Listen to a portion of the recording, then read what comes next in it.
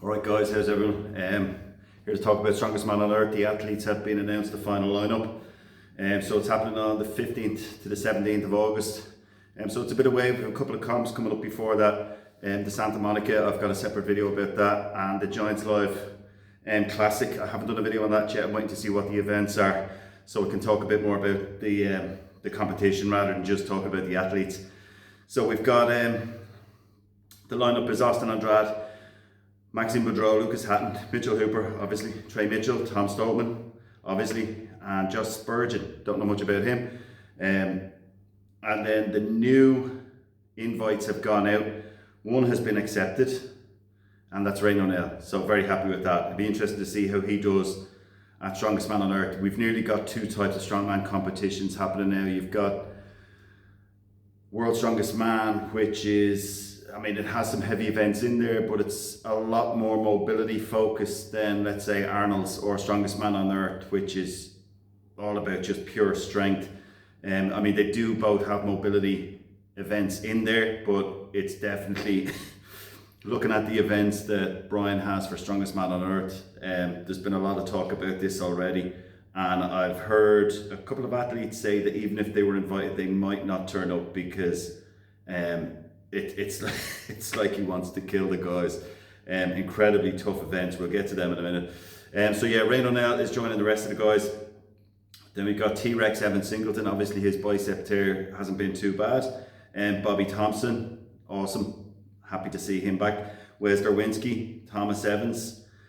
Delighted to see Andre Foytu get the invite. Love that guy. So young, he's got so much potential. So very happy to see him there. Eddie Williams, gonna be honest with you, hasn't been at the top of my radar over the last few years, but the last couple of comps that he's done, World's Strongest Man, and there was another one, I think there was a Giants Live. He had a couple of events where he did really, really well. So Eddie Williams is making improvements, like he's great. And then we've got Shane Flowers and Bryce Johnson, and then Tristan Hoth is a reserve. There's a lot of talk about why Paddy Haynes isn't there, which is a bit of a surprise.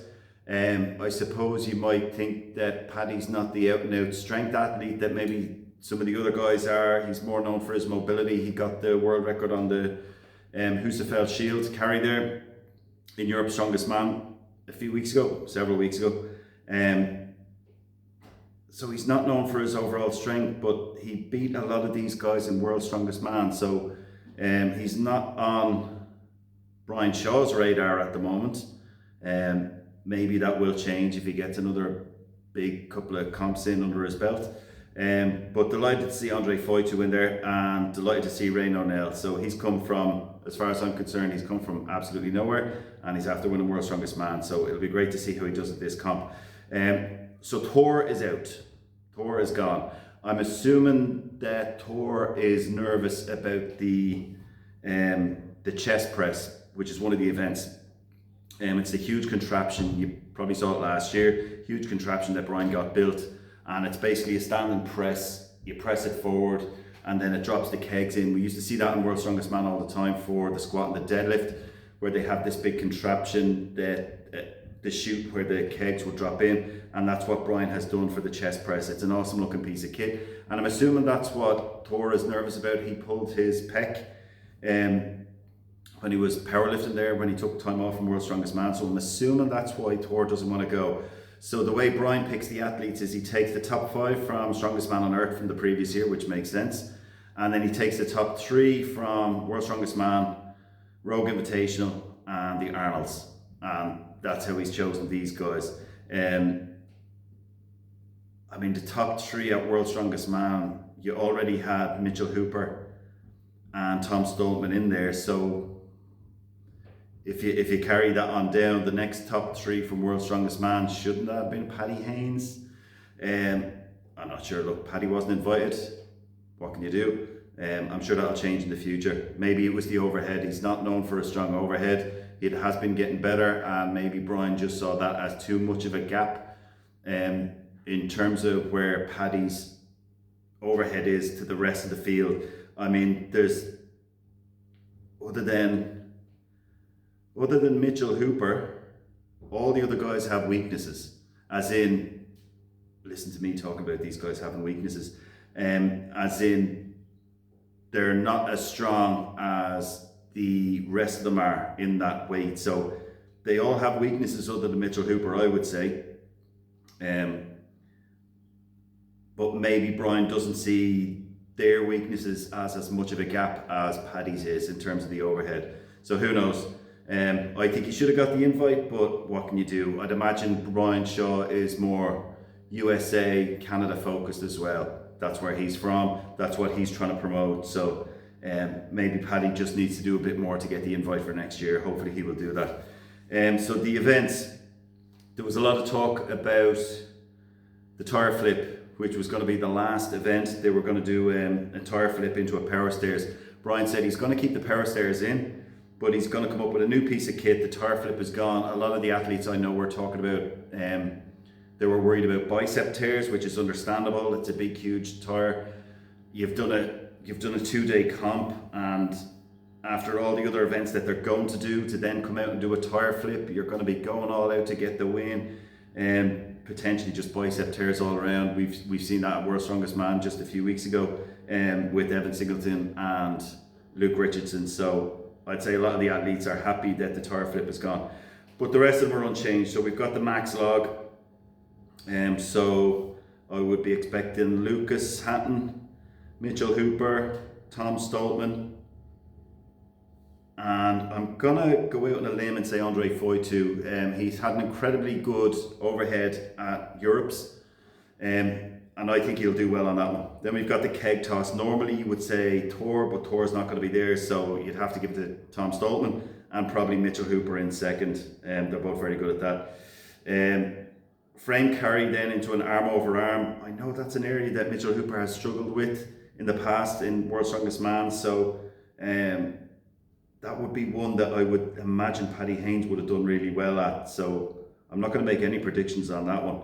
The manhood stones, that was an interesting one last year. They all got the tacky choices wrong, and nobody did as well as they were expecting to do on the manhood stones. Kieliszkowski didn't do well, and Tom Stoltman in particular didn't do well either. He struggled on like a 365, and then he ended up dropping down to a lighter weight, and it's Tom Stoltman, so he should have done really well. So hopefully they'll all do better this year, and they'll all have the tacky tested, and they'll know which tacky to use. Trap bar deadlift is an interesting one as well. I've never seen that one. I mean, we've seen car deadlifts before, which have the handles in a similar position, but never a proper hex bar, trap bar deadlift. So are they going to be pushing 500 kilos on that? We were all expecting to see 500 kilos in World's Strongest Man. I know Mitchell Hooper was talking about breaking 500 kilos, but nobody did. Trap bar could be an interesting one. We could easily see over 500 kilos on that one. There's always everyone is stronger on a trap bar deadlift than you are in a conventional, just with the way the handles are to the side.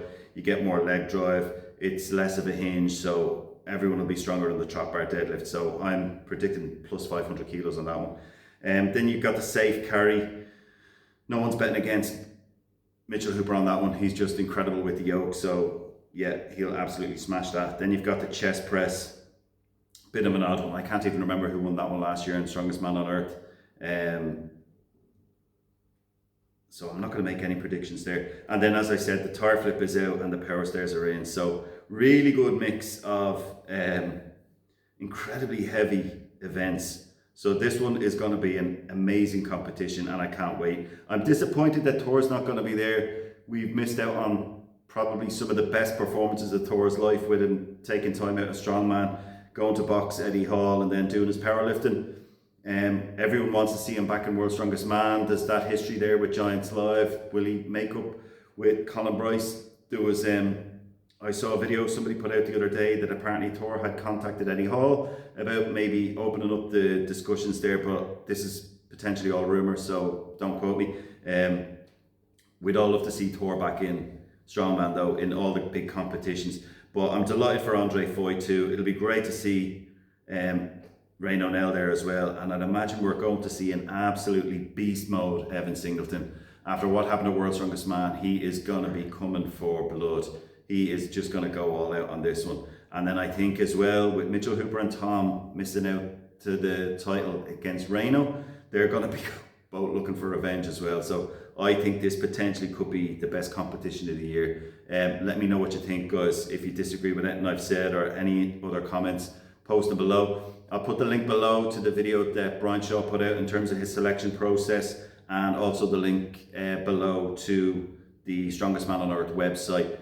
I don't usually pay for the fee to watch these online, but I'm absolutely going to be watching this one this year. It just looks so good. So many great athletes there, and I absolutely love all the events that Brian has put together. And in fairness to Brian Shaw, he gets credit every year for the work that he puts in, the effort that he puts in, and how much of himself he puts into these events and into the competition and just into the overall event. So yeah, I'm absolutely going to be watching this one live. Can't wait. Let me know what you think. Thanks for watching.